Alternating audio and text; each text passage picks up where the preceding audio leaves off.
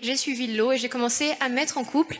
Et donc, voilà, j'ai suivi ce chemin qui n'était pas celui du Seigneur, mais j'ai commencé à faire cela.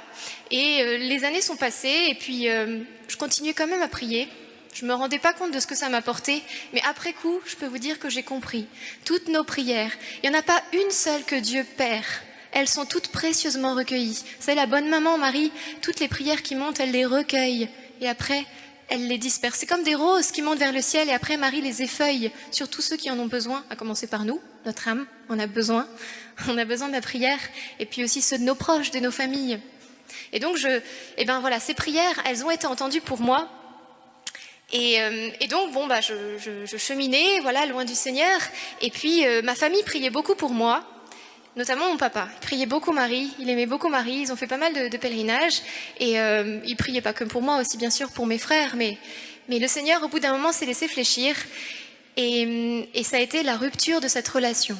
J'avais pris un chemin qui n'était pas celui de la vie, mais un chemin de mort et un beau jour ça s'est terminé. J'avais 21 ans, je reçois un mail de ce garçon qui me dit c'est terminé.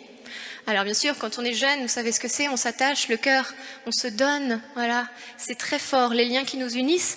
Et du coup, c'est aussi dur, c'est un vrai arrachement, les relations qui se terminent. Et je peux vous dire qu'au lycée, on voit tout de suite, quand un élève ou une élève connaît une rupture de ce genre, tout de suite c'est noir, c'est même des pensées de suicide qui viennent. D'accord, il y en a plus d'un qu'on voit comme ça. Mais je suis tombée dans une grande tristesse, j'ai commencé à déprimer, et voilà, le cœur, vous savez, il est roulé dans la boue, on n'arrive pas à s'en sortir.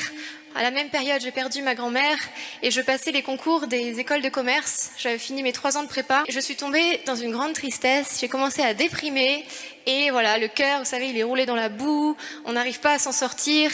À la même période, j'ai perdu ma grand-mère et je passais les concours des écoles de commerce. J'avais fini mes 3 ans de prépa.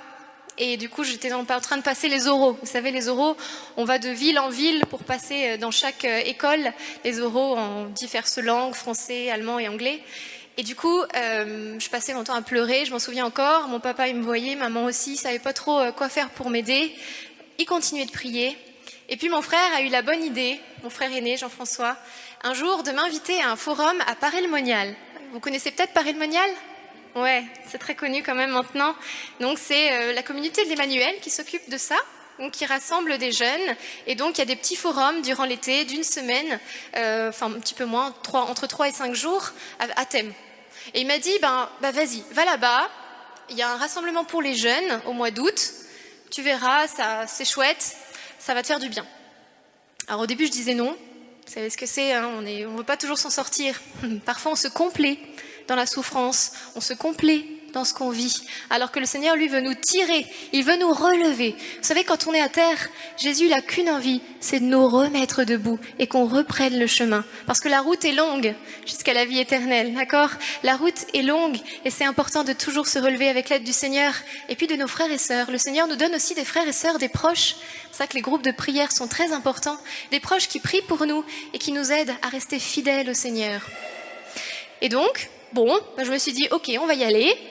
Alors j'ai préparé mes petites affaires, donc c'était pendant une semaine, je suis partie avec une famille, ils m'ont emmenée dans leur voiture. Le Seigneur a complètement guidé les choses. Vous savez comment c'est, hein, le Seigneur, il s'occupe de tout, il est capable de gérer les petits détails. Il m'a fait rencontrer des personnes à qui j'ai pu partager un petit peu ce que j'avais vécu. Et j'ai bien vu que ça les touchait, et du coup ça m'a aussi touchée, j'étais touchée de leur compassion. Vous savez, c'est pas tout le monde qui est comme ça, hein. Les chrétiens, ils ont cette grâce d'être compatissants parce que Dieu leur donne. Mais dans le monde, il faut le dire, il y a beaucoup de dureté. Elle dit alors, ça va, tout se passe bien ? Et je dis, ça va toujours aussi mal. Alors, il était pas bien, ça. Du coup, je l'ai un peu déprimée, pauvre maman. Et du coup, je suis allée me confesser. Voilà, ce dernier jour, j'ai vu un prêtre. Poussée par l'Esprit Saint, je suis allée retrouver ce prêtre dans ce sacrement qui est si puissant et si béni.